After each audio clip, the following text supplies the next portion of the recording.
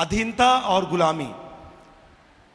पहला कि अधीनता में आपको डांट पड़ती है,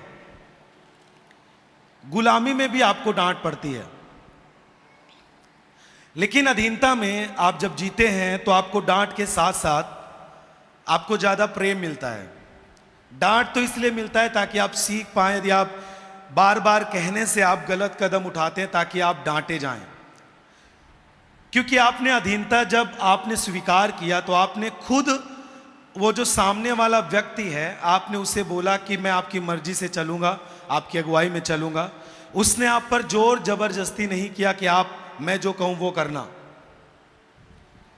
अधीनता में आपको डांट पड़ते हैं, लेकिन डांट के साथ साथ उसमें प्रेम होता है। जो व्यक्ति के अधीन आप जी रहे हैं वो आपको डांट सकता है, वो आपको समझा सकता है, यदि आप गलत करते हैं वो आपको तगड़ी डांट दे सकता है, लेकिन वो आपको प्रेम भी करेगा क्योंकि आप उसके अधीन हैं, आप उसके गुलामी में नहीं हैं। लेकिन जो गुलामी की दशा होती है उसमें डांट भी होती है और उसमें प्रेम नहीं होता। गुलामी की दशा में डांट होती है, आपको डांटा जाएगा कि आप ये काम करो, आपसे जबरन किया जाएगा, जो काम आप 2 घंटे में कर सकते हैं आपसे 1.5 घंटे में करवाया जाएगा। लेकिन अधीनता में आपको 2 घंटे के काम में 2 घंटे 15 मिनट 2.5 घंटे दिए जाएगा, लेकिन आपको 2 से 1.5 घंटे में करने के लिए नहीं बोला जाएगा। लेकिन गुलामी में आपको 2 घंटे के काम 1.5 घंटे में करना है। वो जो आप पर अधिकार रखा है वो आपको डांटेगा और वो आपसे प्रेम नहीं करेगा। आपको खाना देगा लेकिन आपको जीने के लिए, ताकि आप उसका काम करें गुलामी में होके। अधीनता में आशीष मिलती है, लेकिन गुलामी में श्राप मिलता है। अधीनता आप जब स्वीकार करते हैं और उसके अनुसार जब आप उस काम को करते हैं, आप जिसके अधीन हैं, उसका जो प्रतिफल आता है वो आशीष के तौर पर आता है। चाहे आप अपने माँ बाप के अधीन रहें, चाहे एक पत्नी अपने पति के अधीन रहे, चाहे एक स्टूडेंट अपने टीचर के अधीन रहे, चाहे काम करने वाला व्यक्ति अपने मालिक के अधीन रहे, उसमें आशीष आता है। लेकिन जो गुलामी की दशा होती है उसका जो प्रतिफल आता है वो श्राप आता है। श्राप का मतलब आप गुलामी में हैं तो आपको मजदूरी भी ठीक से नहीं मिलेगी, आपकी आधी मजदूरी काट ली जाएगी और आपको ज़्यादा से ज़्यादा सताया जाएगा, आपसे जबरन काम करवाया जाएगा, आपको सोने के लिए कम, खाना कम, लेकिन काम भरपूर करवाया जाता है। वो है गुलामी की दशा। हालेलुया। देखिए, अधीनता में भी आज्ञा होती है और गुलामी में भी आज्ञा होती है। लेकिन अधीनता की जो आज्ञा होती है वो जब आपको बोला जाएगा, जब आप उसे करेंगे तो आप एक अलग स्तर पर जाते हैं।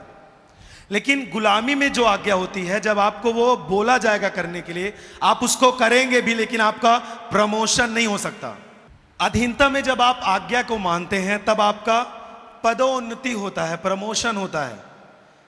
और आज्ञा जब आप मानते हैं अधीनता में रहकर, किसी के आप अधीन हैं, आपका पेमेंट भी बढ़ेगा, आपको मालिक आपको बोलेगा आपने बहुत अच्छा काम किया है ना, आपने मेरे दिल को जीत लिया, आपने ये काम कर दिया है ना।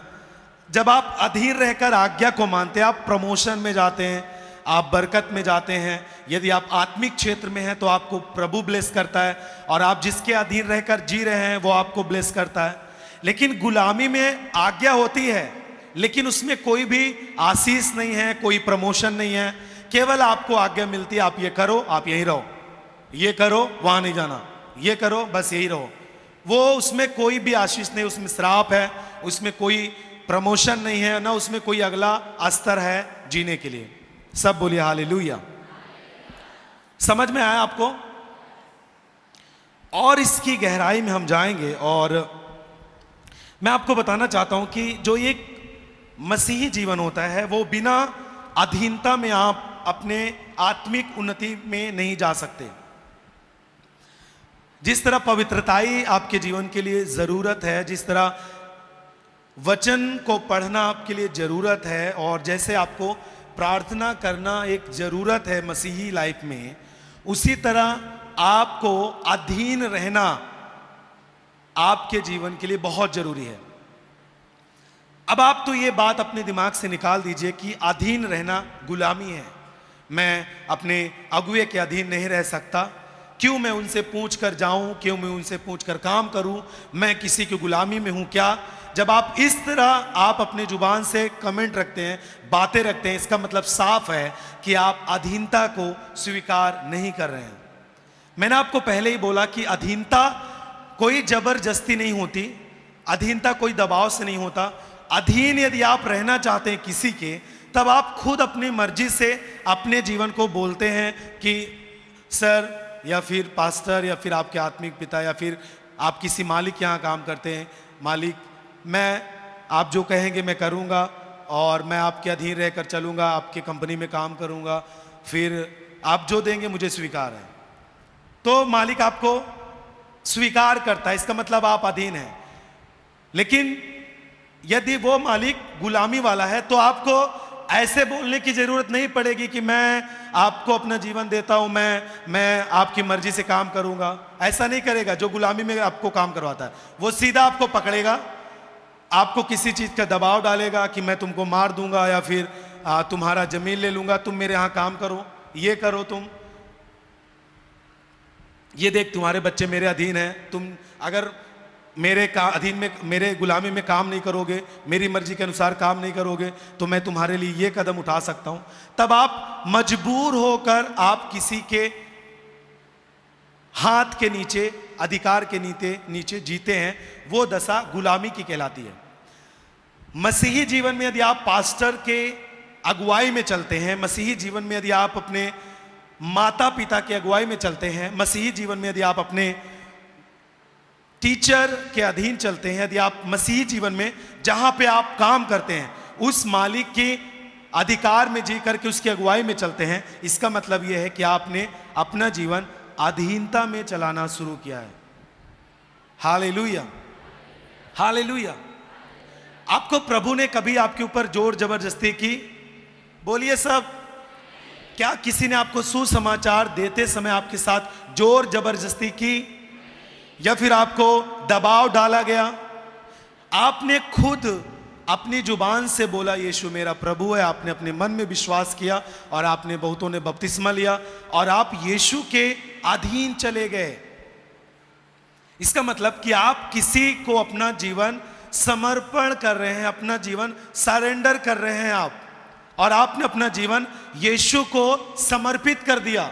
और आपने क्या बोला कि यीशु आप मेरा प्रभु है, आप जो कहेंगे वो मैं करूंगा, मैं आपकी आज्ञा के अनुसार काम करूंगा, क्योंकि मुझे मालूम है आपकी आज्ञा के अनुसार काम करने से मुझे आशीष मिलेगी, मैं उद्धार पाऊंगा, मैं आपके साथ स्वर्ग में रहूंगा, मेरा इस भौतिक जीवन में भी प्रभु आप बड़ी बरकत देगा। और मैं जान चुका हूं कि आप ही इस दुनिया का एकमात्र प्रभु है, उद्धार करता प्रभु है। जब आप इस तरह बोलकर प्रभु के सामने समर्पित होते हैं, इसका मतलब आप उसके अधीनता में चले गए हैं और आपने अपना जीवन उसे सौंप दिया है। अब आपका जो प्रभु है वो आपको आशीष देगा, आपको प्रेम करेगा। आप गलती करेंगे आपको वचन से डांटेगा, आप गलती करेंगे आपको समझाएगा, और आपको हर दिन हर समय आपको नया नया स्तर देगा और आप मसीहत में ऊंचे उठते जाएंगे। आमीन। आप अपने भौतिक आशीषों में भी ऊंचे उठते जाएंगे। आमीन।